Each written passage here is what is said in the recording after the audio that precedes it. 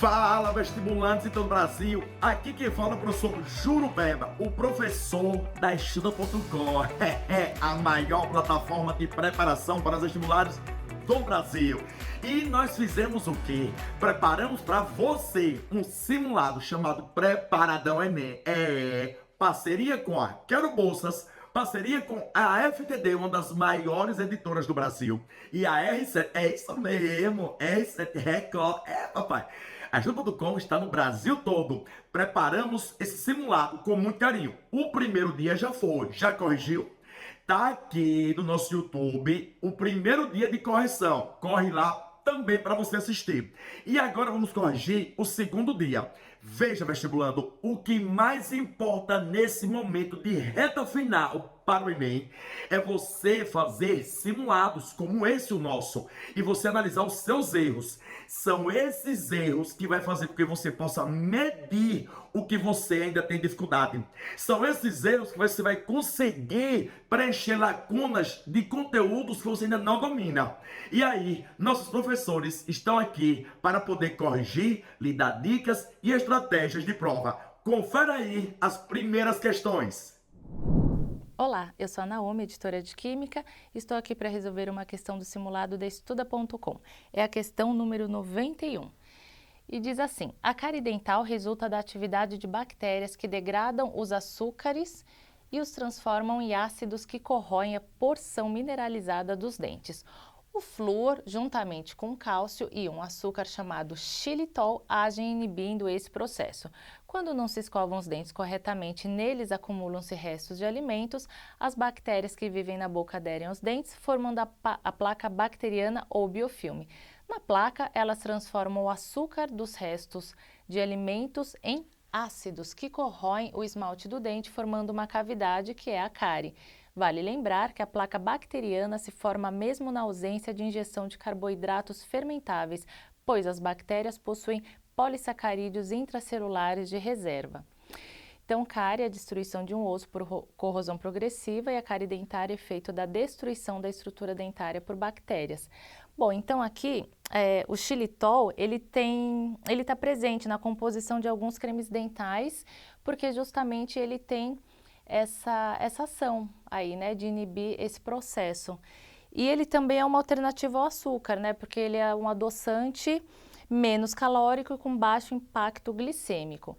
Bom, então aqui, a partir da leitura do texto que discute as causas do aparecimento de cáries e da sua relação com as informações do dicionário, conclui-se que a cárie dental resulta principalmente de alternativa A: falta de flúor e de cálcio na alimentação diária da população brasileira.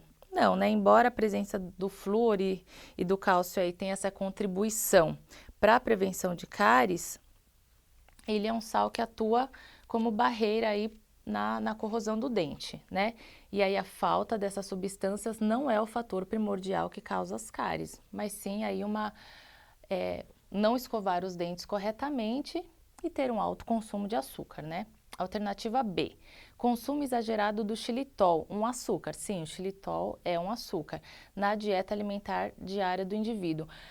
Apesar do xilitol ser aí uma alternativa ao açúcar, ele não é um açúcar popular e que está aí presente na mesa dos brasileiros com abundância.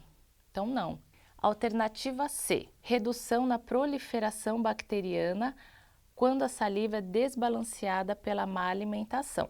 A gente não falou desse desbalanceamento da saliva pela má alimentação. E alternativa D: uso exagerado do flúor, um agente que em alta quantidade torna-se tóxico à formação dos dentes. Não, também em nenhum momento foi falado isso, né? A gente está falando que o flúor, juntamente com o cálcio e o xilitol, inibe esse processo da formação da cárie. E alternativa E: consumo excessivo de açúcares na alimentação e má higienização bucal que contribuem para a proliferação de bactérias. Sim, o consumo excessivo de açúcares e a falta de higienização da boca pode sim propiciar esse aumento de bactérias e causar a cárie. Portanto, a alternativa correta da questão 91 é a alternativa E. Até a próxima! Olá pessoal, tudo bem? Eu sou a Carol, editora de Ciências da Natureza, e hoje a gente vai resolver algumas questões do simulado do Estuda.com, tudo bem? Então vamos lá. Agora, na questão 95, a gente trata de algo que está bem no nosso cotidiano, né, querendo ou não, que são os microplásticos. E como que eles chegam até a gente? Né? Então, quando o texto base aqui ele explica, né, que quando o material plástico ele é descartado no mar, são os processos que acontecem para tornar eles bem pequenininhos, né, com 5 milímetros de extensão aqui, que é o que define o microplástico. E a questão, ela está perguntando como que o microplástico ele chega no sal de cozinha, né? Então, qual seria o processo para evitar o microplástico no nosso sal? Então, ele fala de 2 processos, né? Primeiro, a obtenção do sal de cozinha e depois a obtenção do sal de cozinha, como a gente deveria evitar que isso acontecesse, tá? Então, primeiro ponto, como que o sal de cozinha ele é produzido?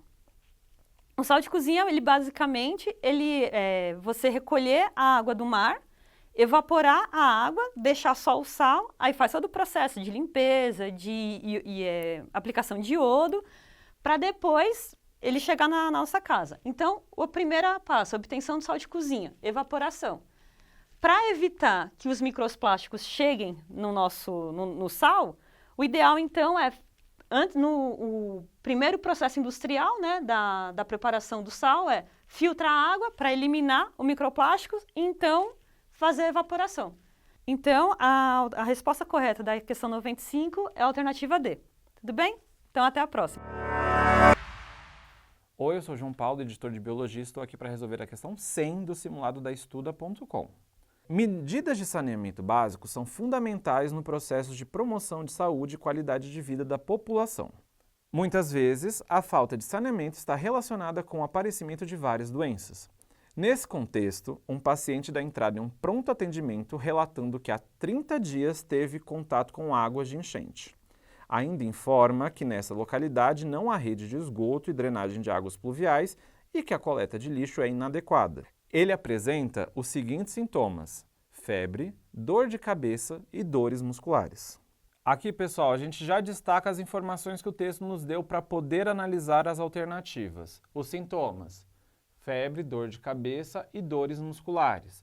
Quais as condições ambientais que este paciente hipotético estava enfrentando?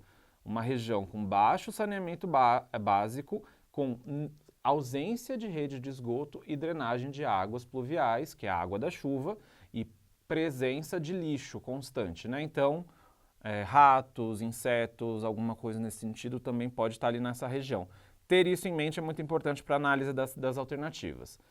Como lista, nós temos, né, o comando da questão, na real.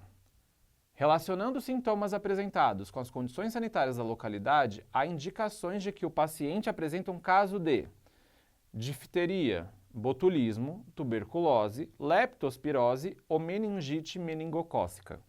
Para entender todas essas questões, a gente precisa saber quais são os agentes etiológicos de cada uma dessas doenças e como que elas são transmitidas.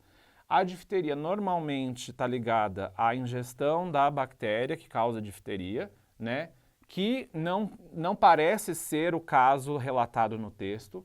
O botulismo também está ligado quando você ingere alimentos contaminados, açaí, palmito ou alguma coisa nesse sentido, não está fazendo essa parte. Tuberculose é uma doença respiratória e a meningite não tem, neste sentido, essa meningite não tem relação com o cenário aqui desenhado. Por exclusão, chegamos à leptospirose, que normalmente está relacionado a ambientes de enchente, na presença de ratos, que na urina, ali na água contaminada, pode liberar o agente causador da doença. Para a questão 100, a alternativa correta é a letra D, leptospirose. Vamos lá? Então, a questão 102, ela está falando da formação do frizz no cabelo. E normalmente a gente percebe mesmo, né, que quando muda um pouco a temperatura, muda um pouco o ambiente mesmo, o tempo está um pouco mais seco, está mais úmido, a gente percebe que até o nosso cabelo sente um pouco esse efeito. Então ele fala aqui na questão de como a gente pode fazer para diminuir o frizz do cabelo, que são esses fiozinhos arrepiados que ficam aqui, né? Então, essa aqui é uma questão falando de eletricidade, das cargas elétricas e dos processos de eletrização. Esse frizz ele acontece porque o frizz, que são esses fiozinhos esses fiozinhos menores e mais soltos, quando ele fica eletrificado, ele acaba tentando escapar da nossa cabeça, né? Então, por isso que ele fica arrepiadinho. Então, isso aqui é um processo de eletrização que as cargas estão livres e a ideia para diminuir o frizz seria a gente tirar esse excesso de carga livre do cabelo. Uma forma de tirar o excesso de carga livre, então, é andar descalço sobre a terra. Que sem sapato, né? Que ele fala aqui, sola de borracha, que é justamente o contrário, né? Porque a borracha é um isolante.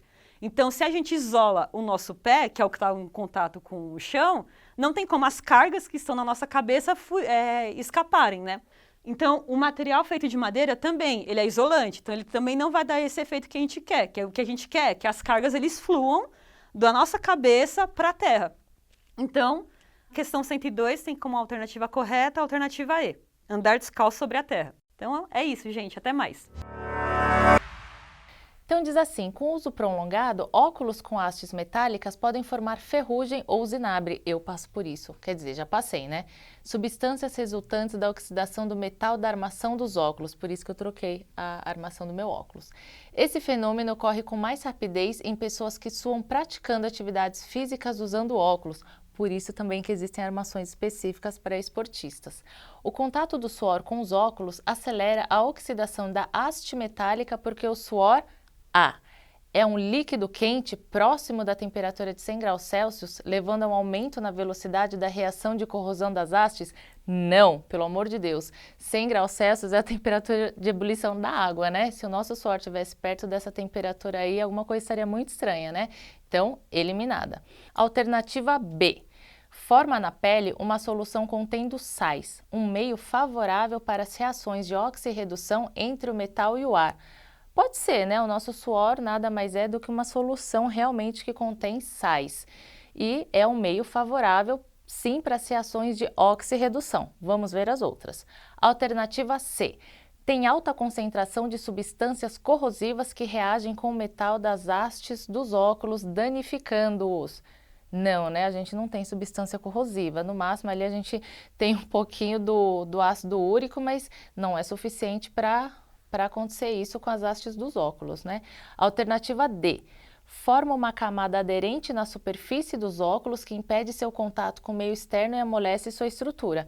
Não, muito pelo contrário, né? Quando a gente sua, o óculos fica escorregando, não tem nada de aderência aí.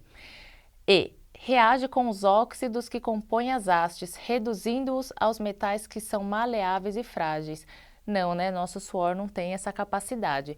Com isso, então, mesmo que você não saiba, não domine o conceito de oxidação, não entenda bem o que acontece, né, nesse contato do suor com a haste metálica do óculos, por eliminação, a gente pode, então, inferir que a alternativa correta da questão 105 é a alternativa B. Até a próxima! Então, na questão 110, a gente está falando das cargas elétricas geradas pelo atrito entre o avião durante o voo. Então, aqui a gente tem um texto base e a pergunta é: dadas essas informações, considere um avião viajando a velocidade constante de 720 km por hora e, dado o atrito com o ar, está eletrizado com carga de 30 coulombs. Considerando que o campo magnético gerado pela Terra na região do voo equivale a 20 microtesla e é perpendicular à velocidade da aeronave, o valor da força magnética a que o avião está submetido é. Então, essa aqui é uma questão de magnetismo, ela é bem simples. A gente só precisa ter atenção com a conversão das unidades de medida, tá? Então, a gente tem aqui a velocidade do avião, a carga elétrica e o campo magnético na região, tá? Então, aqui a gente vai ter, em metros por segundo, 20 metros por segundo e o campo de 20 vezes 10 a menos 6 Tesla. Da fórmula da força magnética, a gente vai ter que a força magnética é dada pela carga vezes a velocidade vezes o campo magnético na região. Então, substituindo os dados que a gente tem aqui, é 30 vezes 20 vezes 20 vezes 10 a menos 6. Resolvendo a conta, a gente tem que a força magnética é de 1,2 vezes 10 a menos 1 newton, que corresponde à alternativa E. Tudo bem? Então, a alternativa correta da questão 110 é a alternativa E, 1,2 vezes 10 a menos 1 newton. Até mais! E aí, me conta tudo, vestibulando. Tá acertando? Tá arrasando? Se você estiver arrasando, perfeito. E você que errou algumas questões, ei, calma, não vos afobais. Sabe por quê? Porque ainda dá tempo de você se preparar para o Enem com qualidade. Esses erros que você cometeu, você tem que fazer o quê? Você tem que anotar. Você tem que anotar por que você errou. Você errou por falta de conteúdo? Você errou porque você não soube interpretar o que o comando queria da questão? Você errou por causa de falta de atenção? Você errou porque, nesse caso, você não teve habilidade suficiente para estar resolvendo aquela questão? É isso que você tem que analisar. Você tem que colocar um bloquinho de anotações de cada simulado seu. Organize-se, vestibulando. Dá tempo ainda. E você tem que fazer o seguinte. Para você se preparar, tem que resolver questão. Tem que resolver simulado. E é para isso que a Estudando.com está aqui. Com esse simulado e a nossa plataforma, com várias ferramentas que tem, você vai conseguir ter qualidade na sua preparação. Além disso, eu quero que você assista agora esse depoimento de uma vestibulanda que já conseguiu passar, que ela já passou pelo que você está passando agora, e você vai se inspirar na história dela. Essa inspiração vai servir de combustível, de motivação para você continuar essa caminhada firme, forte e com muito foco. Confere aí. Oi, meu nome é Érica e hoje eu vou falar como é que eu fui aprovada em Medicina pelo SISU utilizando o Estuda.com como estratégia. Bom, em 2021 eu percebi que o melhor método de estudo para mim seria fazer questões antigas e provas anteriores do Enem, e foi isso que eu fiz. Só que eu perdia muito tempo na internet buscando listas dos assuntos que eu queria, separados por matéria e tal, e essas listas vinham com questões que não eram importantes para mim, porque eram de outros vestibulares, sem comentário e sem o gabarito, então era outro tempo que eu perdia buscando por isso. E aí eu encontrei o Estuda.com, que é uma plataforma extremamente acessível e organizada que me ajudava muito. Então eu fiz no Estuda.com cerca de 6.000 questões no ano todo e eu utilizava muito a parte do ponto fraco, ponto positivo, para me guiar onde que eu tinha que melhorar, onde que eu tinha que ver uma videoaula, ler uma apostila, dar uma atenção especial. Só que para mim, a melhor parte do Estuda.com eram os comentários das questões, porque a gente tinha a resolução ali, mas outros estudantes comentavam como que eles tinham passado por aquele problema. Isso era muito bom, porque a gente tinha uma explicação que era pelos alunos, e o raciocínio do aluno é diferente do raciocínio do professor, então eu me identificava bastante. Fora a comunicação, então eu estudava sozinha em casa. Quando eu comentava lá e alguém me respondia, me ensinava alguma coisa, me dava um gás e uma motivação muito grande. Isso fez total diferença para mim. E foi dessa forma que eu passei em medicina, utilizando as questões, muitas questões. Eu espero que você passe também. Obrigada. E aí, vestibulando, se inspirou nessa história? Gostou dela? É sensacional, né? Isso é para você se inspirar também e manter a força para essa reta final. Quem disse que é fácil ser vestibulando? E vocês que vão fazer cursos de alto rendimento, precisa nesse caso de determinação, de motivação e principalmente disciplina. O que é disciplina? É uma coisa que você não quer fazer, mas tem que fazer. E isso é que tem que estar na sua cabeça. Agora, nessa reta final de preparação, vestibulando, você tem que fazer o seguinte: se no primeiro semestre você teve estudo de conteúdo e de questões, você agora tem que inverter. Você agora tem que fazer mais questões do que conteúdo. Porque é você ter, nesse caso, a manha da prova. O Enem existe um padrão. Se você ainda não resolveu as provas do Enem, você, nesse caso, não está preparando com qualidade. Você tem que fazer o feijão com arroz. Pega, vestibulando, e resolve as questões do primeiro dia de 2018. No outro final de semana, as questões do segundo dia de 2018. É isso que você tem que fazer para você alcançar o seu sucesso, para você conseguir almejar o seu sonho de passar em qualquer curso, medicina, direito, das engenharias. Então, vestibulando, essa plataforma é a mais completa para preparar você para o Enem. Agora, se liga nesse segundo bloco que nossos professores vão estar destrinchando cada questão. Aproveita para analisar seus erros. Vai lá! Temos aqui então, o esquema a seguir apresenta um esboço do diagrama de fases da água. Esse diagrama que ele é bem conhecido por todos nós, né? E diz que um grupo de teatro especializado em experimentos científicos deseja fazer uma apresentação interessante e diferente para alunos de uma escola envolvendo a sublimação do gelo. Então, a gente tem que lembrar o que é a sublimação. Para tal, esse grupo deve realizar o experimento com a água nas condições de temperatura e pressão indicadas no gráfico por um caminho retilíneo entre os pontos.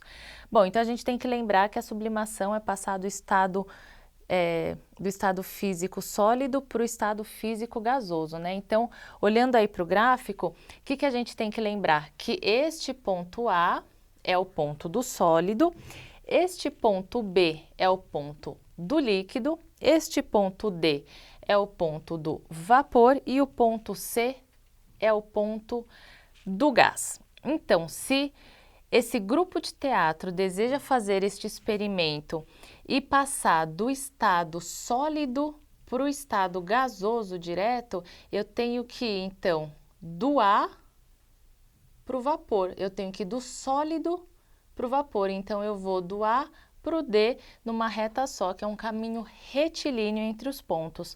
Portanto, a resposta para a questão 122 é a alternativa D. Até a próxima! Em sítios e pequenas fazendas, é comum o plantio do maracujazeiro, Passiflora sp, próximo a outra planta, a qual servirá de suporte para o desenvolvimento da primeira. No entanto, o desenvolvimento excessivo do maracujazeiro pode reduzir a penetração da luz a ponto de prejudicar a taxa de fotossíntese das árvores de suporte. Na situação mencionada, a relação do maracujazeiro com a árvore suporte transita entre... que a gente precisa fazer uma visualização de como esse maracujazeiro está crescendo na outra planta. Colocando que o texto começa, o começo do desenvolvimento do maracujazeiro, quando ele está próximo a outra planta, a qual servirá de suporte para o desenvolvimento da primeira. Quando uma planta cresce sobre a outra, mas não impacta o seu desenvolvimento, isso é um caso de epifitismo. Quando uma planta epífita cresce sobre a outra. Não há impacto no desenvolvimento da que está embaixo. Só que ele fala aqui no texto que quando o maracujazeiro cresce demais, ele pode impactar a chegada de luz para as plantas que estão embaixo dele. Isso vai gerar uma competição por recursos, tá? Muitas vezes a gente pode parecer, planta compete por recursos? Compete. Um deles é a luz. Então, já que ele vai estar por cima, ele vai estar competindo com as plantas de baixo. Então, vai ficar aí entre um epifitismo e uma competição. As alternativas incorretas. Alternativa A, o amensalismo e a predação. A gente exclui predação porque não ocorre predação entre vegetais, tá? O mutualismo e o parasitismo. A competição por luz não está tendo essa relação de ligação entre um e o outro. Existem sim plantas parasitas, tá? Mas não é o caso, tá? Alternativa D, o comensalismo e a sociedade. As sociedades são entre indivíduos da mesma espécie, do mesmo grupo, formando ali um processo para poder funcionar. Não é isso que está acontecendo no texto. A protocooperação e herbivoria. Também a gente exclui porque ninguém está se alimentando aqui de ninguém, tá? Então a gente fica com a alternativa B para a questão 126. Tudo certo? Até a próxima. Então, a questão 133, ela fala da instalação trifásica em algumas indústrias, tá? Então, a pergunta é, desconsiderando perdas energéticas por efeito Joule, uma carga positiva de carga 200 milicoulombs se move na trajetória ABCD. O trabalho realizado pela força elétrica para mover a carga do ponto A ao ponto D em joules é D.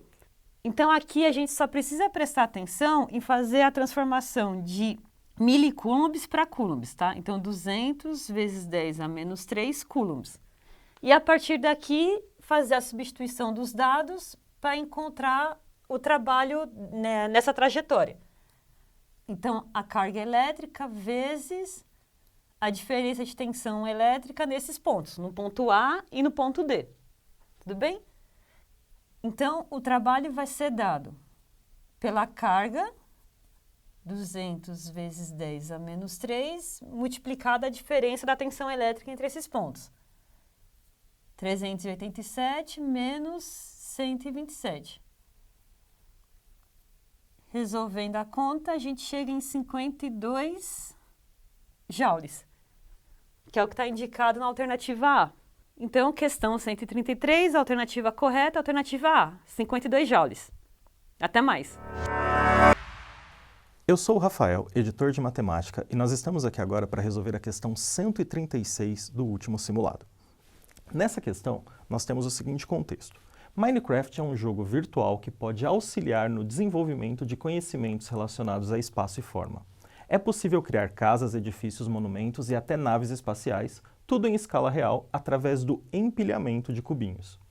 Um jogador deseja construir um cubo com dimensões 4 por 4 por 4. Ele já empilhou alguns dos cubinhos necessários conforme a figura.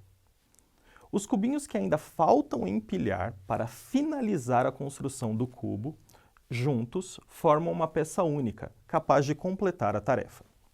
O formato da peça capaz de completar o cubo 4 por 4 por 4 é... Bom, para essa questão, vocês precisam analisar tanto o primeiro empilhamento quanto o resultado final, entendendo o que falta para completar camada a camada a figura proposta. Como exemplo, a base e o segundo empilhamento, eles já estão completos, 4 por 4. Dessa forma, por eles já estarem completos, o que a gente precisa fazer é analisar só a parte de cima. Dessa maneira, observem aqui a terceira camada. Nela estão faltando 2 cubinhos. Então, a gente pode olhar aqui, completando a figura, que seriam necessários 2 cubinhos aqui para ela ficar completa. Da mesma maneira, a figura de cima, para ela ficar completa, 4 por 4, está faltando 2 cubinhos aqui e uma sequência de 4 cubinhos na frente e 4 cubinhos na lateral. A gente consegue, então, analisar as alternativas e perceber que o que falta para completar tem que ter 4 cubinhos nessa direção, 4 cubinhos nessa direção, uma segunda camada com mais 2 cubinhos atrás e outra com mais 2 cubinhos na parte de baixo. Vamos analisar, então, as alternativas para ver qual é a mais coerente. Analisando as alternativas, o item A já contém exatamente o formato esperado. Ele contém os 4 cubos na frente, os 4 cubos na direção do fundo, os 2 cubos que faltavam para completar a primeira camada e os 2 cubos que faltavam para completar a segunda camada. Dessa maneira, a resposta da questão 136 é a alternativa A. Até a próxima, gente! Olá pessoal, tudo bem? Eu sou o Lucas, editor de matemática, e agora eu vou resolver a questão 140 do simulado da Estuda.com. Cardiologistas brasileiros estabelecem valores mais rígidos de colesterol ruim. As altas taxas de colesterol na população levaram a novas mudanças nos parâmetros usados pelos médicos para medir o problema. A Sociedade Brasileira de Cardiologia alterou valores de referência para colesterol e triglicerídeos, fechando o cerco dos limites considerados ideais. As novas regras mudam ainda o colesterol total. Antes, o valor considerado desejável era abaixo de 200 mg por decilitro. agora é de 190 mg por decilitro.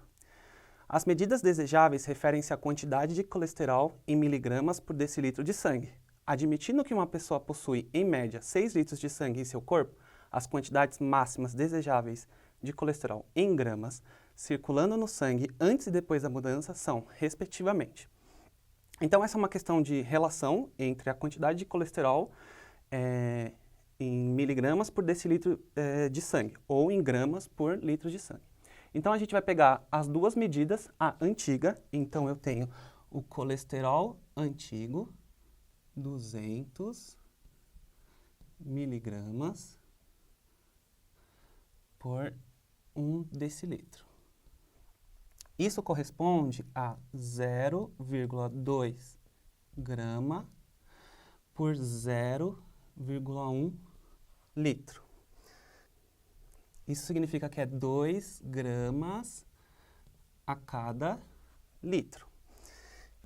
Para a gente chegar em 6 litros, a gente precisa multiplicar em cima e embaixo por 6. Então, eu vou ter 12 gramas para cada 6 litros, que é a quantidade média de sangue de uma pessoa. Agora, eu vou calcular o colesterol novo. Então, é 190 miligramas por 1 decilitro. Isso é 0,19 gramas por 0,1 litro, que é 1,9 grama por 1 litro. E da mesma forma, para chegar em 6 litros, que é a minha referência, eu multiplico por 6 em cada um. Então, 11,4 gramas a cada 6 litros. Então, a gente chega na relação final para cada 6 litros de sangue, né, que é a média de uma pessoa. A gente tem essas novas relações do colesterol antigo, então a gente tem 12 gramas a cada 6 litros, e do colesterol novo a gente tem 11,4 gramas a cada 6 litros. Então, alternativa B, 12 e 11,4. Então, na questão 140, a alternativa correta é B, 12 e 11,4, e a gente se vê na próxima questão. Tchau, tchau! Olá, eu sou o Andrei, sou editor de matemática e vim aqui resolver a questão número 145 da Estuda.com. Vamos a ela? No texto base dessa questão é falado sobre um estudante que fez uma maquete utilizando lixo eletrônico. A parte mais importante desse texto base está aqui dito, com dimensões de 1,70 metro por 1,20 metro em escala 1 por 200. E essa questão pergunta pra gente se essa cidade projetada por Rafael existisse de verdade, suas dimensões reais seriam. Esse é um exercício clássico de escala. Então, se a escala é de 1 para 200, isso é, da representação que ele fez, né, na maquete para 200 na vida real, para cada unidade de medida. Ora, se eu tenho 1,70 m na representação, multiplicando por 200, nós vamos chegar ao resultado desejado, que são 340 metros. Da mesma maneira, nós vamos fazer para outra dimensão, que é de 1,20 m. Multiplicando por 200, que é a escala, nós vamos chegar a 240 metros. Olhando então para as alternativas, nós vemos que elas são dadas em quilômetros. Isso significa que nós precisamos fazer a conversão dessas medidas que estão em metros para quilômetros. Então, nós sabemos que 1 quilômetro é igual a 1.000 metros. Então, 340 metros vai ser igual a 0,34 quilômetro e 240 metros é igual a 0,24 quilômetro, o que corresponde à alternativa E. Então, na questão 145, a alternativa correta é a E. Até a próxima. Tchau! Ê, vestibulando, você está corrigindo com qualidade. Ei, não adianta só colocar certo e errado não, viu? Você tem que ver o que você está errando para você ajustar a sua rota. E dá tempo, viu? Vestibulando, ó, veja só. Pegue essa dica, essa estratégia aqui do professor Jurubeba. Nessa reta final, você tem que estudar o que mais cai. A recorrência. Enem é padrão. Já tiveram ao todo 37 provas do Enem, mais de 7.000 questões. Então o Enem não tem mais o que criar. As questões do Enem começam a se repetir. E você tem que estudar nessa reta final, 90, 80 dias para o Enem, o que mais cai. Ô professor, como é que eu vou saber o que mais cai? Você sabe sim. Você vai agora estar entrando na plataforma da Estuda.com e faz bem assim, ó. Faz bem assim, ó. Coloque bem assim, ó. Questões, aí você vai lá nos filtros, história. Aí coloca lá, ó, Enem. Aí coloca lá, Era Vargas. Só de Era Vargas já caiu no Enem 33 questões.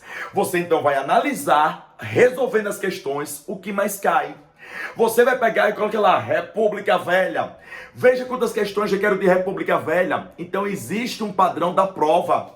E vestibulando, você está errando aqui algumas questões de matemática, não vos afobai. Sabe por quê? Matemática, se você for pela questão da TRI, você tem que resolver e acertar as questões de matemática básica, que são as fáceis. Então existe sim como você ser aprovado. Além desse nosso simulado preparadão Enem, com estratégia, foco, você consegue arrasar no dia. Ó, nossos especialistas do Enem vai lhe dar mais dicas. Anote tudo!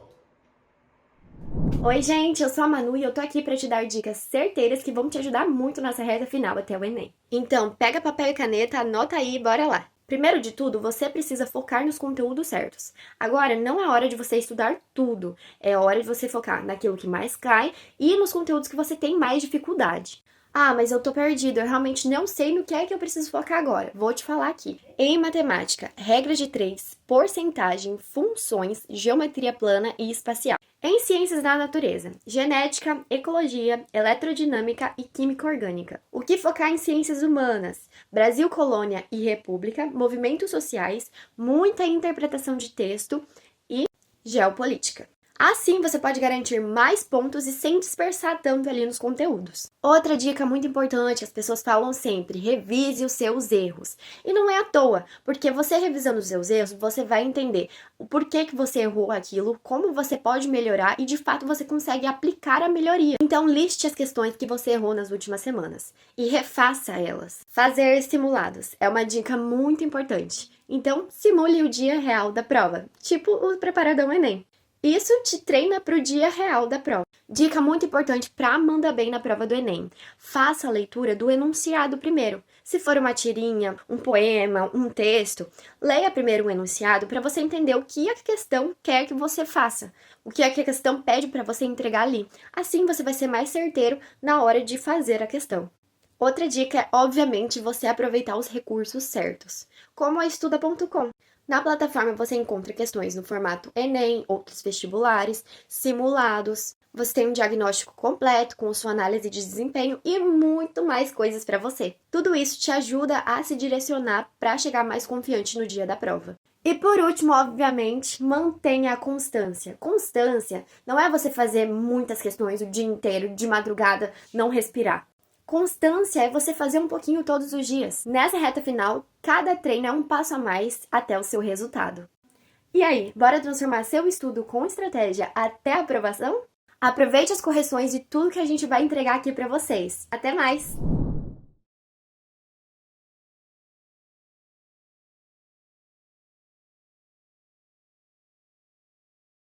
Um computador, a partir do momento em que é comprado, passa a perder valor. Isso ocorre em razão do lançamento constante de novas tecnologias, o que torna os modelos obsoletos rapidamente. Estima-se, para um determinado modelo, após um ano, seu valor de mercado é de 80% do valor pago no momento da compra, e que essa perda se repete ao longo do tempo.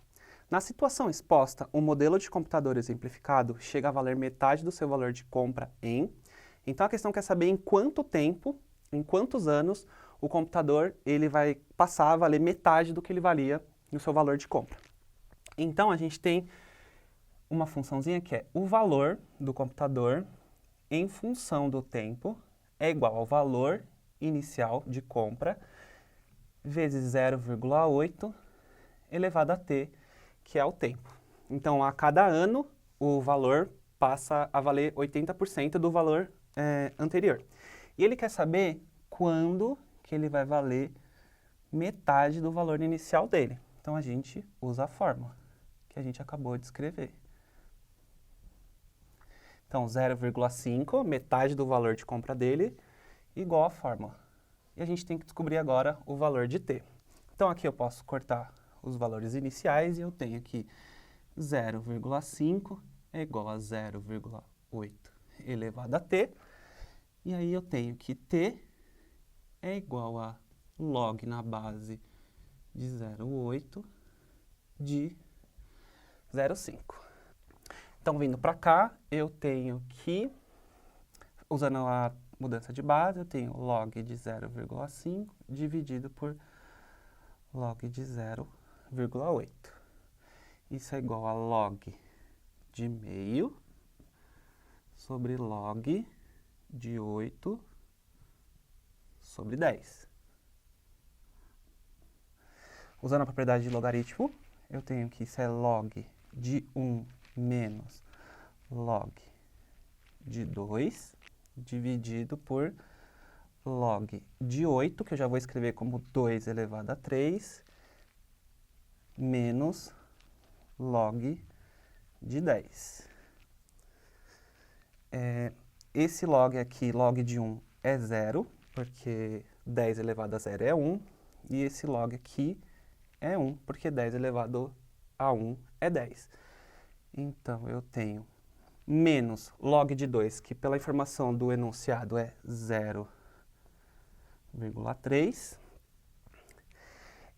Esse log de 2 elevado a 3, o 3, o expoente, tomba para frente do log de 2, e log de 2 é 0,3 menos 1. Isso é igual a 0,3 dividido por 0,9 menos 1, que é igual a 0,3 dividido por 0,1, 0,9 menos 1 menos 0,1, que é igual a 3.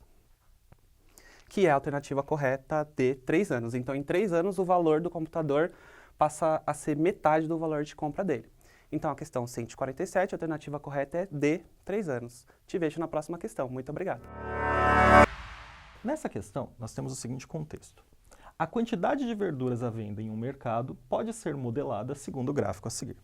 E a questão traz para a gente o gráfico de uma função seno, oscilando ao longo do tempo, relacionando a quantidade de verduras à venda e o tempo em semanas.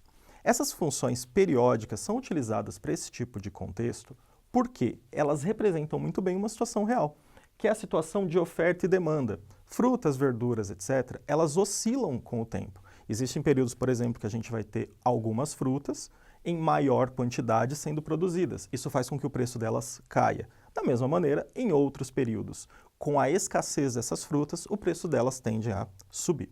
Então, entendendo que esse tipo de exercício vai ser bastante comum em diversas provas, é muito importante também analisar a função periódica em questão. Então, nós estamos trabalhando aqui com uma funçãozinha seno. Agora, com esses dados, é possível prever de quanto em quanto tempo ocorre uma baixa na quantidade de verduras à venda. Sabendo disso, o gerente do mercado poderá recorrer a um fornecedor auxiliar. Observando o gráfico, deduz-se que o gerente deverá recorrer a um fornecedor auxiliar a cada quantas semanas? Bom, ele analisa que os períodos de baixa quantidade de verduras são os períodos que ele vai precisar desse fornecedor auxiliar. Dessa maneira, nós precisamos descobrir a distância entre dois pontos de mínimo nessa função seno. Isso pode ser feito de maneira aproximada pelo gráfico, mas também nós podemos utilizar os pontos A e E. Por quê? Os pontos A e E, eles estão a uma mesma altura, separados, sempre ocupando a mesma posição, e separados por 2 períodos da minha função. Então, por eles estarem separados por 2 períodos da função, nós conseguimos descobrir o intervalo entre dois pontos de mínimo utilizando esses valores. Dessa maneira, a distância do 3 até o 13 é de 10 unidades, 10 semanas no caso. Isso quer dizer que a distância do ponto A até este pontinho de mínimo aqui tem que ser a metade, portanto 5 unidades. Logo, esse ponto é o ponto 8. E o que significa isso? Isso significa que se aqui é 9, nós podemos descobrir, voltando 5 unidades, que aqui é o ponto 4. Da mesma maneira, o próximo ponto de mínimo vai ser 5 unidades superior, vai ser o ponto 14. E o que isso mostra para a gente? A cada 5 semanas, nós temos um ponto de mínimo na quantidade de verduras. Dessa maneira, a resposta da questão 149 é a alternativa A. Até a próxima. Vamos a ela? Cada ponto do gráfico a seguir representa um estado brasileiro e a respectiva quantidade de municípios e de laticínios, que são empresas dedicadas ao beneficiamento do leite, registrados no Ministério da Agricultura.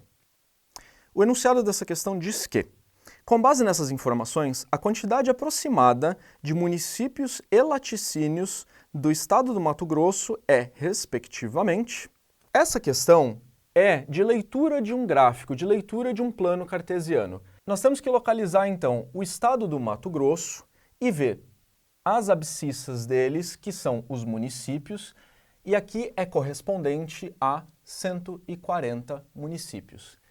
E a ordenada dele, que é correspondente ao número de laticínios. Nesse caso, a ordenada não vai ser muito precisa, mas ela é de aproximadamente 60, o que corresponde à alternativa B. Então, para a questão 153, a alternativa correta é a B. Até a próxima!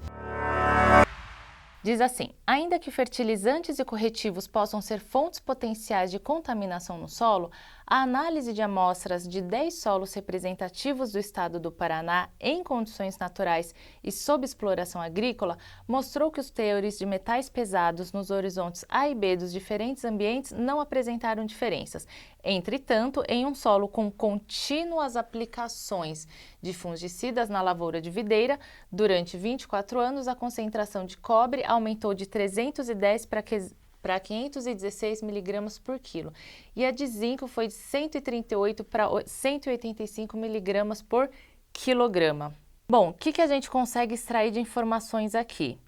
Que os fertilizantes, eles são necessários, né? Mas ao longo de muito tempo, como 24 anos, a concentração de cobre e de zinco, por mais que sejam necessários, podem causar alguns prejuízos para esse solo, né? Pode ser tóxico. Então, é importante ressaltar, né, que tanto o cobre quanto o zinco são micronutrientes importantes para o crescimento e desenvolvimento da planta, mas em excesso pode ser ruim.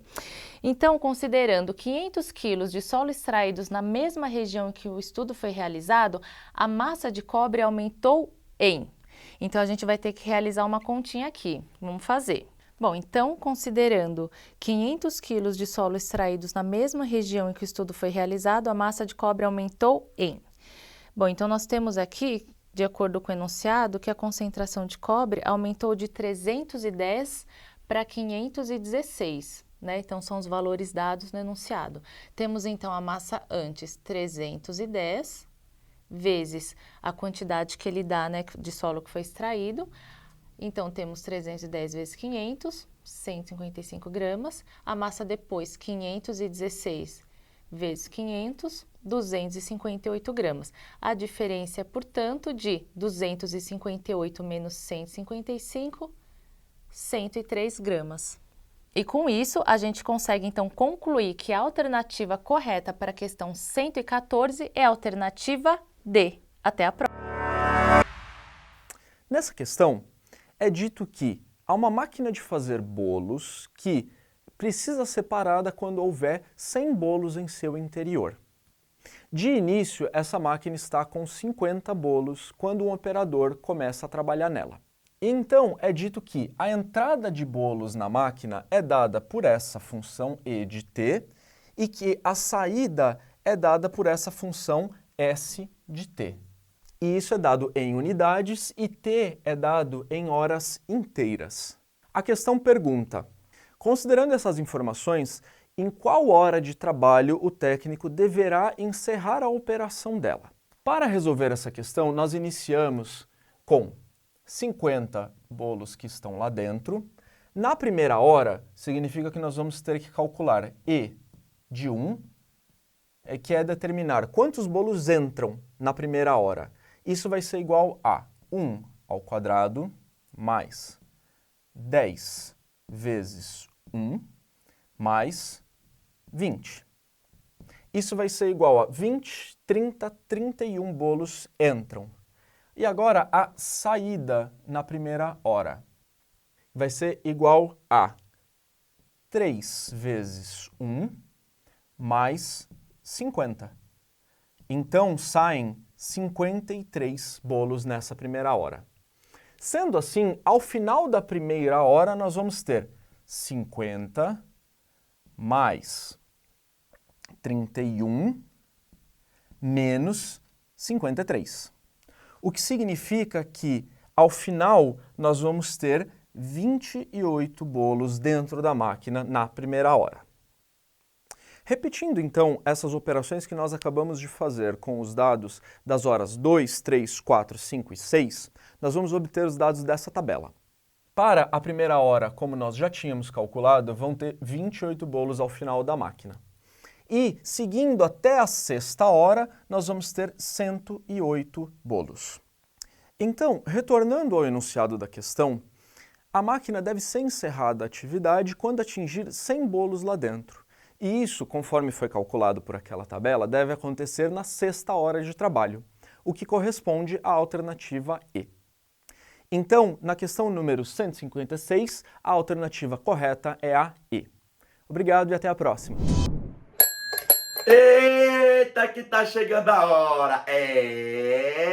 A hora do Enem tá chegando, mas você que está aqui colado com a gente na nossa resolução do simuladão Preparadão Enem, você agora vai ganhar um PDF exclusivo,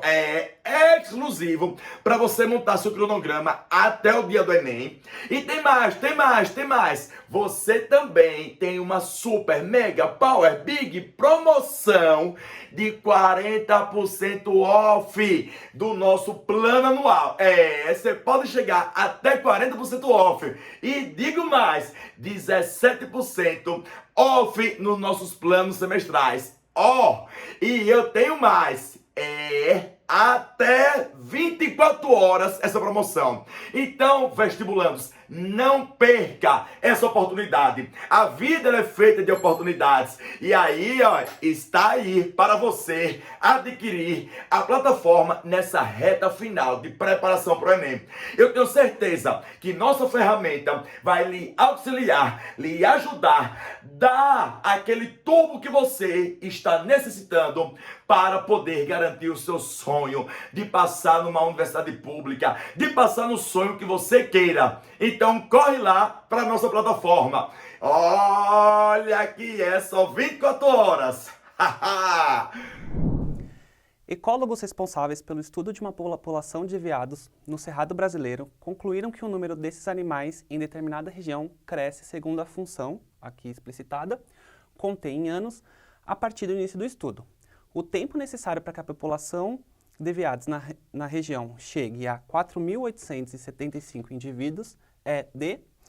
Então aqui a gente basta pegar a nossa função, né, que diz quanto veados tem na população decorrido um tempo t, e igualar ao número que a gente quer chegar. Então, basta eu colocar menos 10 elevado à terceira vezes 2 elevado a menos t, mais 5 vezes 10 à terceira, igual a 4.875.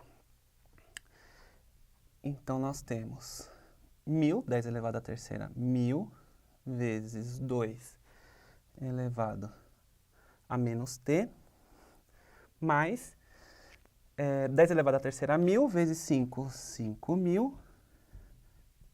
Isso é igual a 4.875. Passando 4.875 para o lado esquerdo e o menos 1000 vezes 2 elevado a menos t para o outro lado, nós temos 125 é igual a 1000 vezes 2 elevado a menos t. Passando o 1000 dividindo para o lado esquerdo, nós temos 0,25 é igual a 2 elevado a menos t. 0,125 é igual a 1 dividido por 8, então 1 sobre 8 é igual a 2 elevado a menos t. 8 é 2 elevado à terceira, então 1 dividido por 2 à terceira é igual a 2 elevado a menos t. Isso é igual a 2 elevado a menos 3, porque eu inverti a fração, igual a 2 elevado a menos t. Como eu tenho potências de mesma base, e esses valores são iguais, então os expoentes têm que ser iguais. Então, menos t é igual a menos 3, então t é igual a 3. Então, a alternativa certa é a B, em 3 anos. Então, em 3 anos, a população de veados na região vai chegar a 4.875. Então, na questão 158, a alternativa correta, B, 3 anos. Eu te vejo na próxima questão. Tchau, tchau. Diz assim, a eletrodeposição de metais é muito utilizada, entre outras aplicações, para revestir peças de metais menos nobres. No caso de bijuterias, pode-se revestir a peça feita de um metal com outro, mudando sua cor. Por exemplo, por esse processo, pode-se depositar ouro em um anel de prata, para mudar sua coloração de prateada para dourada. A reação química que descreve o processo de revestimento de um anel de prata com ouro é... Vamos fazer aqui essa reaçãozinha. Bom, então temos aqui no processo de galvanoplastia para dourar a prata, né? A reação química principal envolve a transferência de elétrons entre a barra de ouro, que é o ânodo, e o objeto de prata, né, que é o cátodo, através de uma solução eletrolítica que contém esses íons de ouro. Então, o ouro metálico, né, no ânodo ele perde elétrons e é oxidado a íons de ouro. Então, a gente tem aqui a reaçãozinha, né, do ouro sólido, e a gente forma aqui o AO3 mais aquoso, mais 3 elétrons, e aí depois a gente tem a redução do ouro, né, então esses íons de ouro aquoso mais 3 elétrons forma o ouro, que a gente coloca aqui AUS, né, como se fosse ouro sólido. Então, a gente pode, então, dizer que a alternativa correta para a questão 131 é a letra D. Até a próxima. Nessa questão, é trazida a ideia de uma usina de energia, que a quantidade de energia produzida aumenta ao longo do tempo de acordo com uma função exponencial. E pede-se para que, a partir do momento que atingir um determinado valor, essa quantidade de energia produzida vai se estabilizar e então pergunta-se quanta energia vai ser produzida nesse momento. A função exponencial que relaciona a quantidade de energia produzida com o tempo é 5.200 multiplicado por 1,2 elevado a t.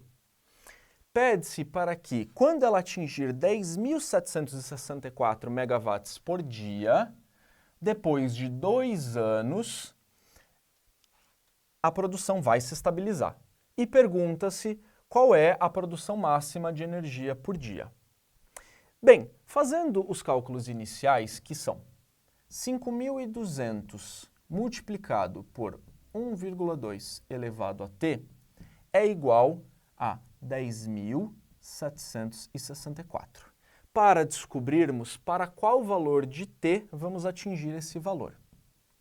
Isso significa que 1,2t é igual a 2,07. Pegando os dados aqui da questão, nós vamos ver que 1,2 elevado à quarta potência é igual a 2,07. Então, t é igual a 4. Voltando ao enunciado da questão, então em 4 anos nós vamos obter o valor dito. Só que aí acrescenta-se mais 2 anos depois e pergunta-se qual é o valor desses 2 anos depois. Ou seja, 4 mais 2, 6 anos. Ou seja, pergunta-se o E de 6, que é 5.200 multiplicado por 1,2 elevado à sexta potência.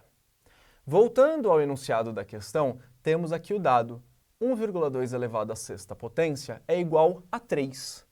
Então, será 5.200 multiplicado por 3, que é igual a 15.600 megawatts. Então, para a questão número 171, a alternativa correta é a B. Até a próxima! Diz assim: radônio, o risco de câncer que emana do solo.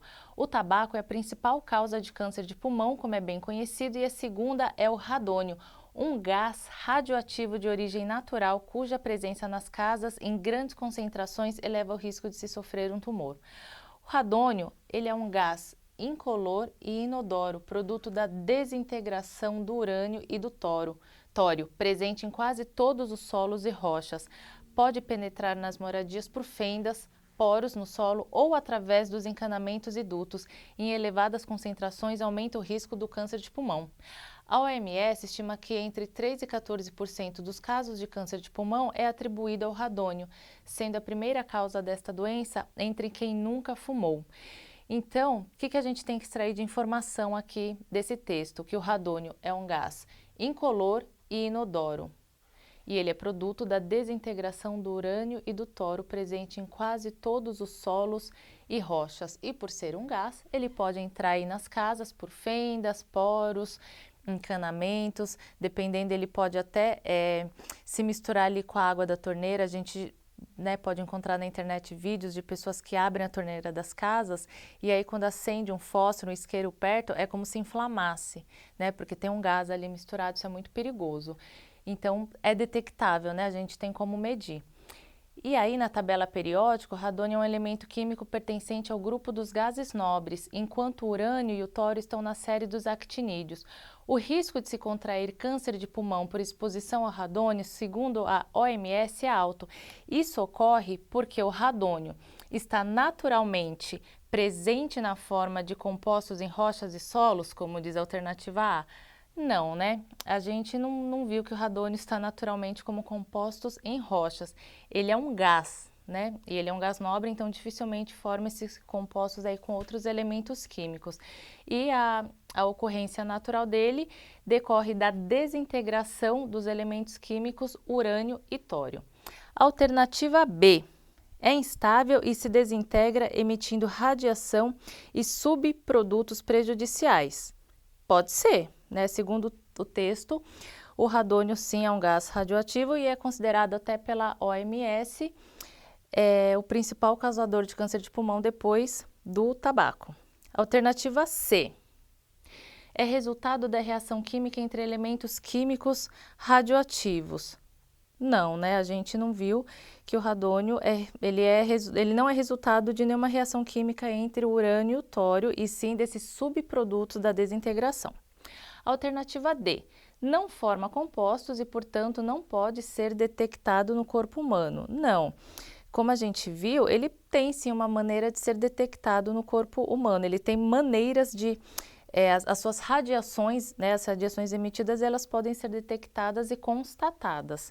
E a alternativa E é um gás tóxico que reage com os alvéolos pulmonares, danificando-os.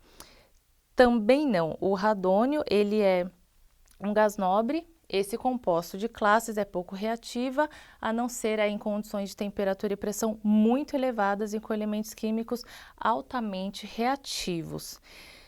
Bom, então, esse não é um caso dessas reações no corpo humano, que é afetado pelo radônio, não pela sua reatividade, mas pela sua radioatividade.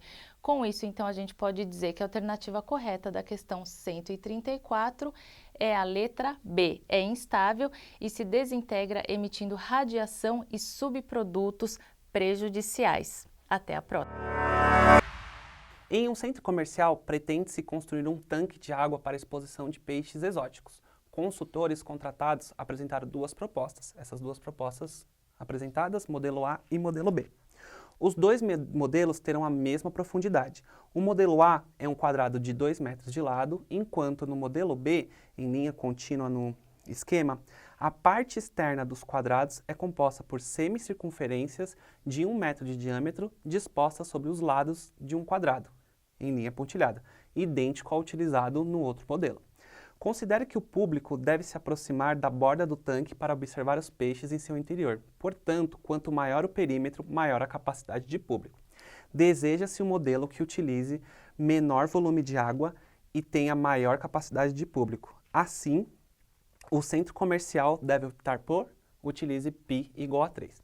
Então, observando os dois modelos, o modelo A e o modelo B, a gente pode identificar que as áreas da superfície são iguais. Aqui nesse quadrado eu tenho um quadrado de lado 2 metros por 2 metros.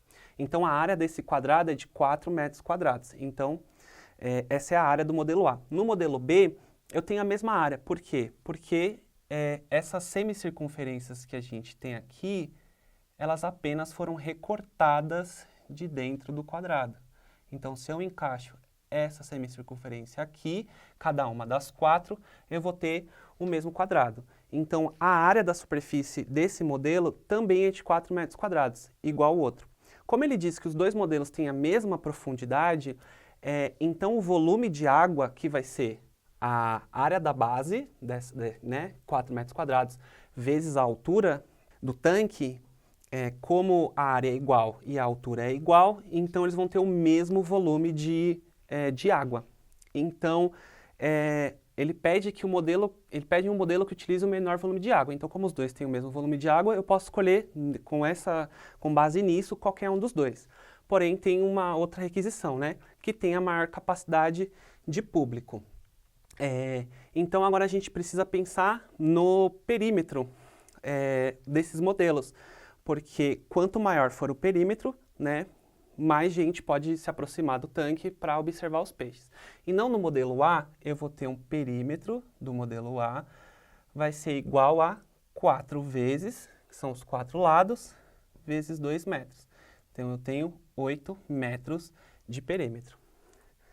No perímetro B, é um pouquinho mais complicado. Eu tenho que contar cada voltinha dessa, que são as semicircunferências que a gente já conversou. Então, eu tenho eu tenho 2 para cada lado. Então, eu tenho 8. Eu tenho 8 de cada uma.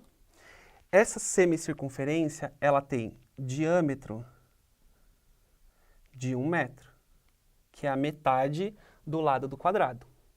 Então, o raio dela é de meio metro.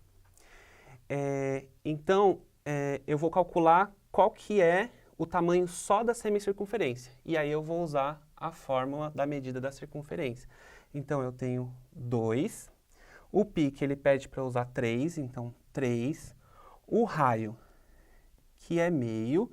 E eu vou ter que dividir por 2 de novo, porque eu estou usando só uma semicircunferência e não uma circunferência completa. Então, eu vou cortar este 2 com este 2, este 2 com este 8 e fico com 4. E aí eu tenho 12 metros. E aí, se eu for pegar a proporção, se eu dividir o P de B pelo P de A, eu já sei que eu tenho que escolher o modelo B, porque ele é o que tem um perímetro maior, é o que tem mais espaço para as pessoas observarem o tanque. Mas se eu fizer a proporção, eu vou ter 12 dividido por 8, que é igual a 1,5. Então, a alternativa correta é a E. Então, tem que escolher o modelo B, porque, embora os dois tenham o mesmo volume de água, como a gente conversou, o modelo B dispõe de 1,5 vezes a borda do modelo A. Então, questão 180, alternativa correta E. Nós ficamos por aqui e tchau, tchau. Interrompendo a programação rapidinho aqui para falar para você sobre uma funcionalidade muito importante que te mostra exatamente onde melhorar. É essencial para você nessa reta final para o Enem. Vem cá. Na Estuda.com, quando você faz simulados, provas, questões, a plataforma te entrega um diagnóstico completo mostrando para você a sua análise de desempenho. Lá você encontra quais matérias você precisa melhorar, você enxerga os seus pontos fracos, as disciplinas em que você precisa melhorar o conteúdo, tudo para te guiar até a prova. E eu vou te mostrar como funciona agora. Então, ao finalizar um simulado na plataforma da Estuda.com, por exemplo, o simulado do Preparadão Enem dia 2, você já recebe aqui um panorama das suas questões. Quantidade de questões certas, quantidade de questões erradas, você consegue ver os seus pontos fortes, pontos medianos e pontos a melhorar. Tem aqui também a sua porcentagem de taxa de acerto, que leva em consideração a coerência das suas respostas. Você consegue acessar aqui o gabarito das questões, onde te mostra quais questões você acertou, quais questões você errou. Você consegue ver aqui a alternativa que você marcou errada, qual era a alternativa certa e também a taxa de erro da questão. Isso te faz entender o quanto aquela questão é considerada uma questão difícil, porque a taxa de erro dela é muito grande. A plataforma te mostra também as disciplinas em que você tem mais taxa de acerto. Por exemplo, matemática, 68% de acertos, porque das 45 questões, 31 estavam corretas. Biologia, química, física, então isso te dá um panorama geral ali sobre o seu desempenho em algumas disciplinas principais. Aqui você também tem os seus pontos fortes e a melhorar. A plataforma da Estuda te mostra exatamente quais são os seus pontos fracos, por exemplo, química, e especifica ainda qual tópico específico daquela disciplina você precisa melhorar, como, por exemplo, físico-química e eletroquímica. Em matemática, geometria, geometria espacial, são conteúdos bem específicos para você saber exatamente aquilo que você precisa melhorar. E aí você pode ir na plataforma, treinar e escolher por esses assuntos específicos. Ou seja, não é só sobre acertar questões ou errar questões. A plataforma analisa a coerência nas suas respostas para te dar uma estimativa do seu desempenho. É uma forma de você saber se está acima da média, na média ou se você tem muito que melhorar ainda. E se é a hora de você acelerar os seus estudos. Ou seja, não é aquela coisa que você pega e fala: nossa, eu acho que eu sou boa nisso, eu acho que eu preciso melhorar aquilo. Não, aqui é sem achismo e a plataforma te entrega exatamente aquilo que você precisa saber. Muito massa saber de tudo isso, não é mesmo? Então aproveite a funcionalidade e os descontos que a gente está disponibilizando para você. Espero que tenha mandado muito bem no simulado. Até a próxima! Me conta, você arrasou ou foi arrasado? Se foi arrasado, não tem problema. Veja só, nessa reta final de preparação para o Enem, foque mais no que é mais fácil para o Enem. Sabe por quê, vestibulando? Porque o Enem, ele tem o que a gente chama de teoria de resposta ao item, onde existem questões fáceis, médias e difíceis. As questões fáceis são 25% da prova. Isso corresponde de 11 a 12 questões. As questões médias são, nesse caso, 50% da prova, que corresponde a 21, 22 questões. As difíceis são de 11 a 12 questões, 25%. Ou seja, vestibulando. Ou seja, você vai focar nas questões que são fáceis. Vestibulando, não faça isso não, pelo amor de Deus. Não passe 2, 3, 4 vezes querendo resolver uma questão que você não está conseguindo achar a resposta. Pula! Usa a estratégia. O Enem é a estratégia do início ao final. Você não pode querer resolver toda a prova da 1 a 45 perfeitamente. Tem questão de matemática básica que é de 15 a 20 questões. Matemática básica, razão, proporção. Você, em ciência da natureza, resolve essa questão de biologia. Veja as questões de física e química que não precisa de cálculo. É isso que você tem que fazer. O Enem tem um TRI que vai fazer com que você que acerta as mais fáceis se dê bem. Aquele aluno diz bem assim: acertei as mais difíceis, vou ganhar a maior pontuação. E não, o Enem tem uma escala, que essa escala, ela exige que você tenha uma coerência pedagógica. Então, vestibulando, se você agora não conseguiu o resultado que você desejava nesse simulado Preparadão Enem, dá tempo sim. Você, nesse caso, tem 24 horas com um cupom sensacional da nossa plataforma. 40% off no plano anual aprovado. Vai perder? Vai perder. O nome disso chama-se investimento. Investimento em você. E aí, vestibulandos, vamos ficando aqui. A Estuda.com vai de braços, vai de mãos juntas com você até o dia do Enem. O que a gente quer é o seu sucesso.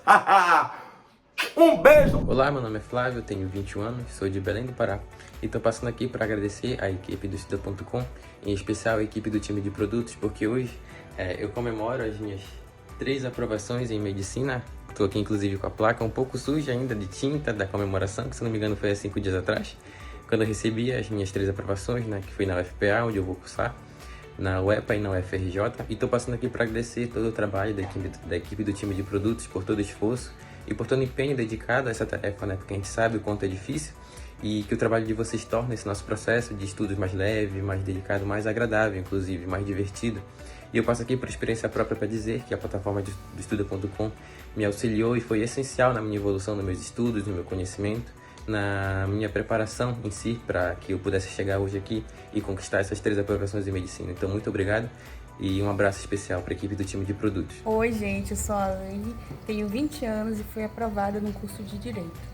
A Estuda ela esteve presente durante toda a minha preparação, porque era nela que eu conseguia consolidar todos os assuntos que eu estudava. Então eu fazia listas globais com todos os assuntos, listas isoladas para consolidar depois de eu ter assistido toda a teoria.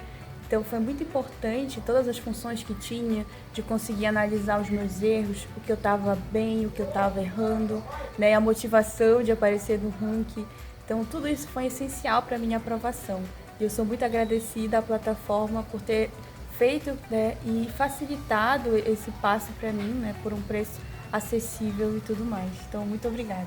Oi, equipe do Estuda.com, aqui é a Patrícia. Fui aprovada em Medicina na Universidade Federal do Cariri pelo CISO 2025. Utilizei a plataforma do Estuda.com e hoje venho aqui agradecer a cada um de vocês, a dizer o quanto importante é o trabalho de vocês para nós estudantes que precisamos dessa organização, desse banco de questões tão vasto, dessa forma tão simples de revisar, de estudar. Então, muito, muito obrigado pelo empenho de vocês, pelas horas gastas na plataforma. Fico muito feliz de ter vocês aqui, aí do outro lado, ajudando. Então, muito obrigada. Continuem trabalhando bastante para essa plataforma crescer cada vez mais, porque ela é com certeza um diferencial em quem quer ser aprovado em medicina. Muito obrigada. Deus abençoe vocês.